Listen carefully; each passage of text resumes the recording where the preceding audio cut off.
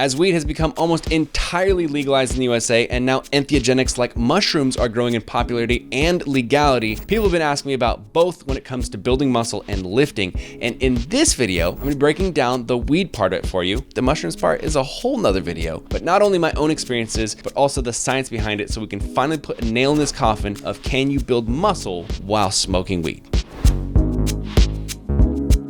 Okay, so let's talk science first. And if this isn't your shtick, I totally get it. Skip ahead, you can hear my personal experience and what to avoid, but I personally love science, so let's get into this a little bit. So if you've ever actually looked into this, or if you just heard people talking about it, usually the theory goes that when you smoke weed, when you ingest THC, your testosterone goes down and your estrogen goes up. So I wanted to actually look into the scientific studies and see if there's any proof to this, or if this is more of like one of those tales that people say, and so it kind of comes true, you know, like a whole hairy palm if you masturbate type thing. Is it just something that people say, or is there truth to it, right? So there actually has been a ton of scientific studies about THC, but somehow there hasn't been a final conclusive answer about the effects on hormones. Some studies claim that it lowers your hormones, others say that it raises it. So here's two studies that I found that I think explain this confusion a bit. Okay, so first off, we have one study where they tested around 150 men and women for testosterone, cortisol, prolactin, and a few other hormones, and they found, quote, chronic marijuana use showed no significant effect on hormone concentrations in either men or women. So where are people getting the idea that testosterone is affected by THC, right? So I kept looking, and another study where they looked at over 1,500 males in the US found that, quote, serum testosterone concentrations were higher in men with more recent marijuana use. That's crazy, right? So according to this study, the more recently someone has used weed, the higher the testosterone levels in their blood. I could definitely dig up another 10 studies that either back up what I just said or tell you the exact opposite. So take everything with a grain of salt. But my main point is that there's no proof that it destroys testosterone like everybody says.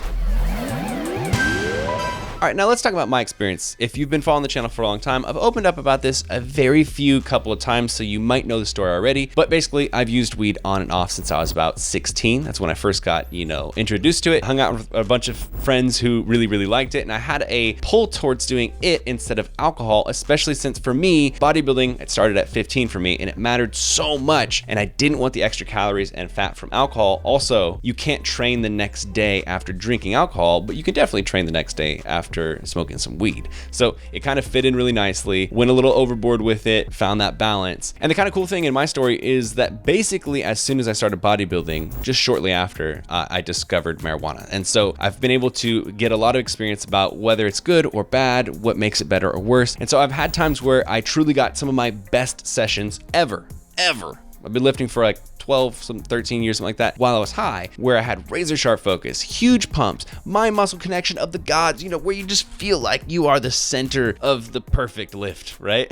But I've also had times where I felt like my workouts were super lackluster. I felt really fatigued before I would get to the top of my reps. I would feel really weak. So like the weights that I used the previous week, they just felt heavy, things like that, right? So over time, what I found kind of works better for me is if I do planned like on and off phases, as it allows more of the pros with less of the cons, and I can kind of catch myself as I'm letting more cons stack up, and then I'm like, all right, time for an off phase, right? And luckily for me, I've always had a high drive to achieve my goals, so I've never had like that whole lazy weed phase where you feel like you haven't done anything for a year and you haven't moved anywhere with your goals or your progress. So for me, that's something I feel like you definitely got to assess before you start using it. Is if you generally fall into laziness and you don't have a lot of discipline, it's probably not good for you. So there's just like a brief history of my experience. Now I want to jump into the pros and cons because they come from my experience.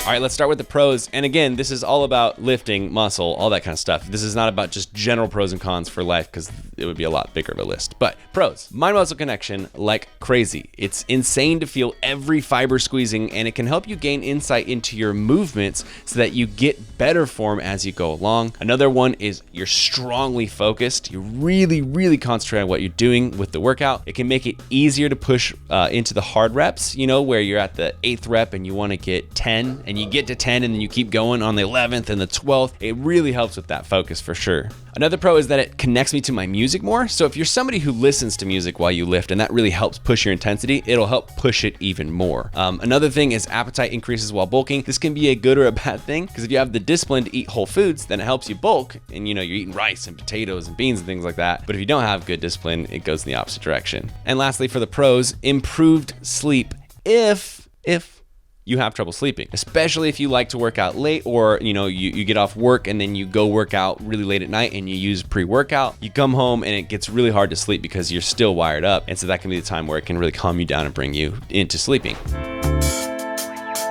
Okay, now that brings us into the first con on the con list, which is the exact opposite: decreased sleep quality. How does that make sense, right? So it actually suppresses some of your deep REM, rapid eye movement sleep quality, which is the phase of sleep that is the most important. That's the most important for recovery, for being sharp the next day, just getting that real recovery that you need from sleep. Deep REM is impacted and suppressed by THC. So that's bad, but if you get more quantity of sleep than you did without it, then that's advantage, right? So if you have like really bad insomnia and you're only sleeping 3 or 4 hours, it's definitely gonna be better to get 8 hours of sleep where you're slightly suppressed in your REM cycle if you're getting more sleep in general. Next one's pretty obvious: decreased oxygen. So if you decide to smoke it, you're irritating your lungs, you're decreasing your oxygen uptake, etc. That all impacts how your workout's gonna go, especially with higher rep sets. You're gonna, get exhausted way earlier. And also, especially if you're doing any sort of cardio, you're going to be out of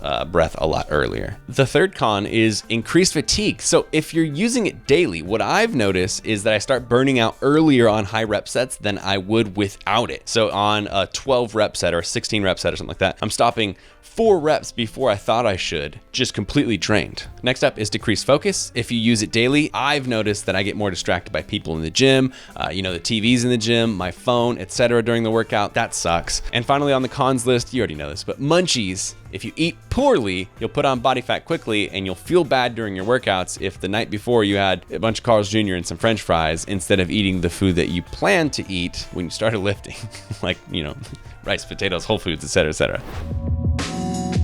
Okay, how to do it right. So there's this short list of the pros and cons. Obviously, there's way more than that, and some are very obvious. But if somebody wanted to ingest THC and still have good workouts, build muscle, how would they do it to do it the best way possible, right? So in my experience, it's absolutely worked best for me when it comes to bodybuilding when I only use it at night after the workout. At most, 1 to 2 times a week before the workout, but never is it a good thing for me to do it every single workout before the workout, because that's when my workout intensity goes down over time. Another thing that I think is really important to mention is it's been minimally important for me about the frequency of doing it every night, right? It's more impactful for me how much is used, right? So I have a tendency to kind of ramp up over time, and I find that when it's more than roughly maybe like 0.1 or 0.2 grams a night, I get more of the cons from that list than the pros. So even when it's a smaller amount every single night, it's a lot better than if it's a ton every other day or every 2 days or something like that, right? So having a plan in place, either like pre-making food or just knowing what I'm gonna do, it definitely is more helpful than getting hungry and then just eating the first thing that's easiest. Also, when I put a lot of attention on water, I feel best during my workouts, because for me, it's very easy to forget to drink water when I'm on an on phase. Okay, and finally, I think this is the most important section of the whole video: what to avoid. So even more importantly, here is what to avoid. Don't eat junk food too much. I know you know, but if you notice you can't help yourself, either stop ingesting weed or pre-prep your meals so that you aren't tempted. If you develop bad habits quickly, then avoid alcohol, skipping on sleep, skipping warm-ups and stretching, jacking off, whatever it is, because it's really the bad habits that are screwing you up with your progress, not the THC itself. And it can be very easy to go into those bad habits where all of a sudden you realize you've only been sleeping 4 or 5 hours a night because you stay up super late playing video games, and you got to wake up to your alarm to go to work or school. See what I'm saying? It's the bad habits you have to keep in check. Another one I think nobody talks about, but it's definitely relevant when it comes to fitness, is avoid sleeping in terrible positions. Now, I'm pretty good at it now. I sleep on my back most of the time, but back in the day, I would wake up in the most terrible, like one leg up, one shoulder crunched under my chest, pretty much ensuring that I'd die early sleep positions, right? So avoid that. Avoid using weed in the earlier part of the day. Don't start your day with it.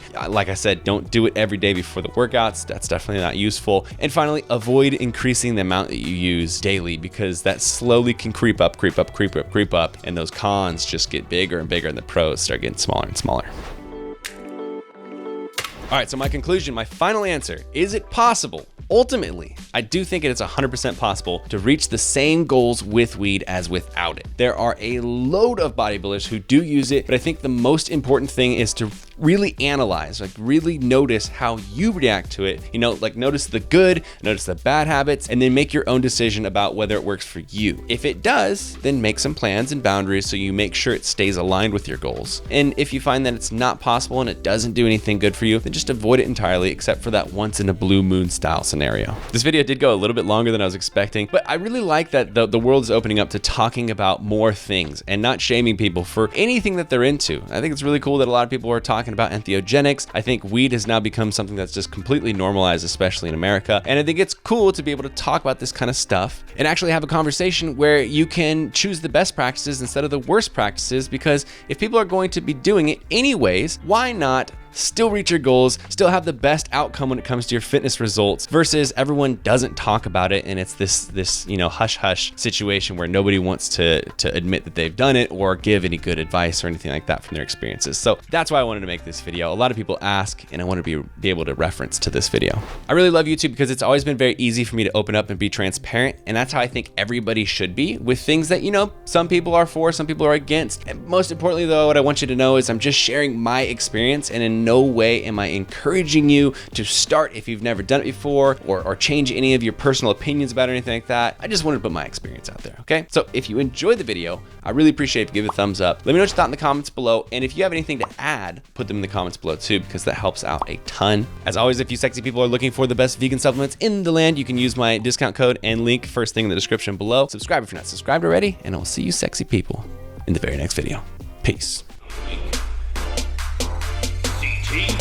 Heavy.